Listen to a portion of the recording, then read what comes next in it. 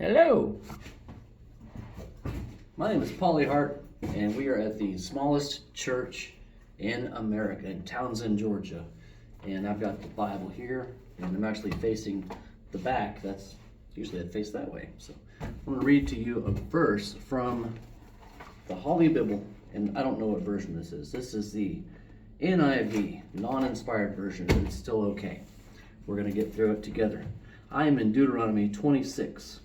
And I'm reading from Deuteronomy because it's very important for me to have you understand where I'm coming from.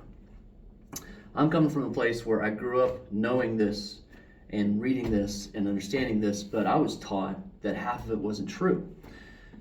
So I've changed basically because my dad made me memorize Psalm chapter 1, which says that if you meditate on the Torah day and night, you'll be like a tree planted by the rivers of water. So now that I believe the Torah and I meditate on it day and night, I actually do the Torah, which is amazing. And I am actually becoming a tree planted by the rivers of water.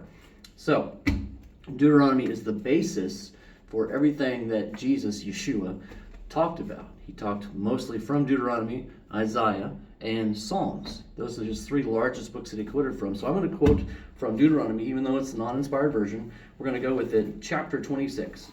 When you have entered the land the Lord your God is giving you, and taken inheritance and taken possession of it and settled in it, take some of the first fruits of all that you produce from their soil, that the land the Lord your God is giving you, and put them in a basket. Then go to the place the Lord your God will choose as a dwelling for his name, and say to the priest in the office at the time, I declare today to the Lord your God that I have come to the land the Lord swore to our forefathers to give us. The priest will take the basket from your hands and set it down in front of the altar. Then you shall declare before the Lord your God, my father was wandering, Aramaean, and he went down from Egypt with a few people and lived there, became a great nation, powerful and numerous. But the Egyptians mistreated us and made us to suffer, putting us to hard labor. Then we cried out to the Lord, the God of our forefathers, and the Lord heard our voice, saw our misery, toil, and oppression. So the Lord brought us out of Egypt with a mighty hand and an outstretched arm, and great terror with miraculous signs and wonders. He brought us to this land and gave us this land, a land flowing with milk and honey. And now I bring the first fruits of the soil that you, O Lord, have given me. Place the basket before the Lord your God and bow down before him.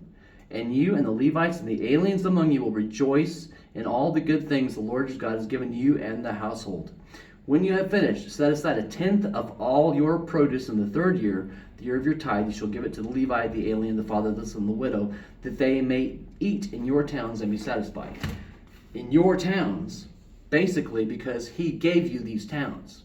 These weren't our towns, they were given to us by him. So wherever you find yourself in your land, you know that you were brought there by providence of him who gave them to you. And so what should you do? You should take to the fatherless, the widow, the orphan, the one who is an alien among you, a stranger in your midst, and the Levite, the people who serve, and give it to them. So I found myself aligned with a man called Noel Joshua Hadley, and he's a pretty cool guy. I like him a lot. And his goal is to take care of the widows and the orphans. That's what James, in the book of James, says. What is good religion? That you defile not yourself, and you take care of the widows and the orphans. So Noel is helping us not defile ourselves. If you go to his website, theunexpectedcosmology.com, you can find a lot of resources there to help us not defile ourselves. Secondarily, he is helping the widows. Now, that's not the end of the list. The orphans are next. But right now, we're taking care of two widows. We're helping those two people, as well as him, the minister, as in this case, the Levite. Since we don't have a temple anymore, we have to do what we can to follow Torah as best as we can. So we're taking care of Noel and his family. We're taking care of the widows. And so at the unexpectedcosmology.com, you can find a link, and you can go there, and I'm going to put the link in the description below, to donate to the widows that we're helping. So this month and through the rest of the year, we need your help. We need you to practice what Torah preaches, what Deuteronomy chapter 26, verses 1 through 12 talk about. My name is Polly Hart, and I love people. And this is just another step in me loving people. I'm loving you, giving you the opportunity to obey. I'm loving Noel, and I'm loving the people that he helps. So if you want to go ahead and hop over there right now, otherwise I'm just going to hang out here by myself, and I think I might clean a little bit. It's Saturday night. I worship. My Sabbath, my Shabbat is from Friday sunset to Saturday sunset. So I'm going to get it ready for the people who come in here who don't know the Torah fully and think that Sunday is the Sabbath. That's okay. I'm going to love them. I'm going to maybe dust a little bit. There's some spiders I got to get rid of. Anyway, you guys are blessed. Be blessed and not stressed. Bye-bye.